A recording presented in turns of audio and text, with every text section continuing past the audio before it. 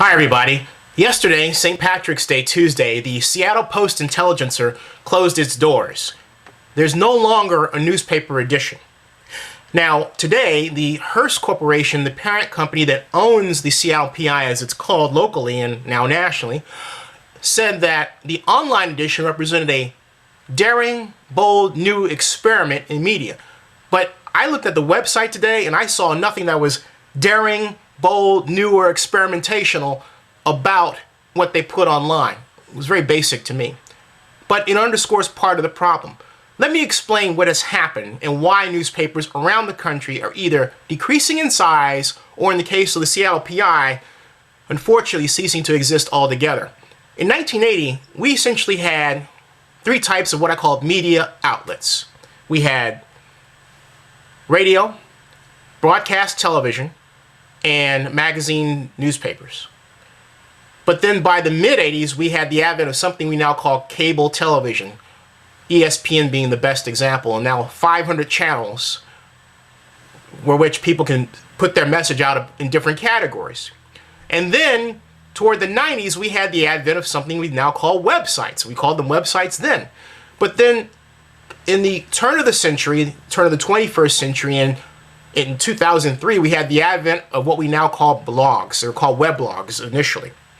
Then we went from weblogs to, within just 2 years, online video distribution, paced by YouTube.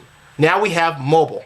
So if you think about it, over those years, we've had a dramatic increase in the number of ways to get your word out, number of media outlets. Meanwhile, while we've had an increase in ad dollars for media, what has happened is that even as those ad dollars were increasing, we had more media outlets for those ad dollars to be split among, all right? So there was less money per media outlet. Then something happened.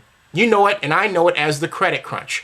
Now there's not only less money to go around, there's even less money to go around for newspapers to operate newspapers the size they used to be. And then there's another problem. Many newspaper managers don't understand the other media outlet types, what we call new media. They don't understand how to make money from them.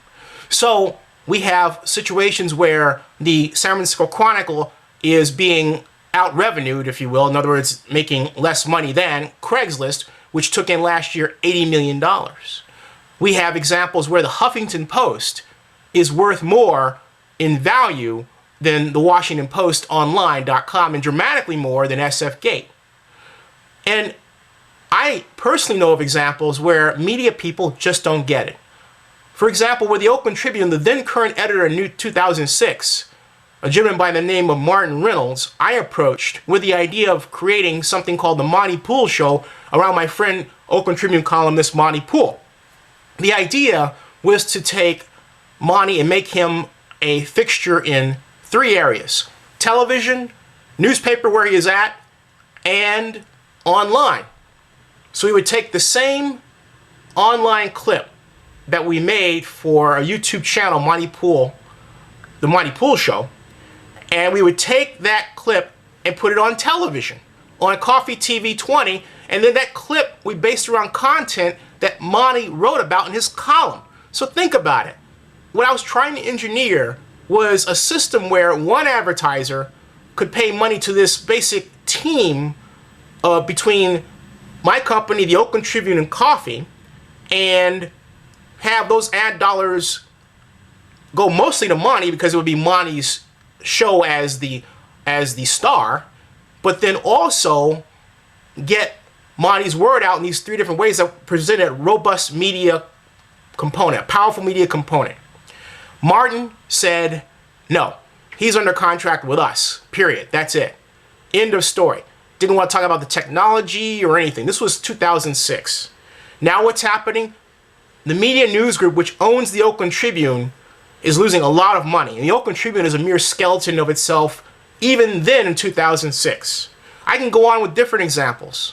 People I've talked to locally who I asked to join on with our blogs and rebuff me, and now they're no longer working for either the Chronicle or any of the other news organizations they were involved in.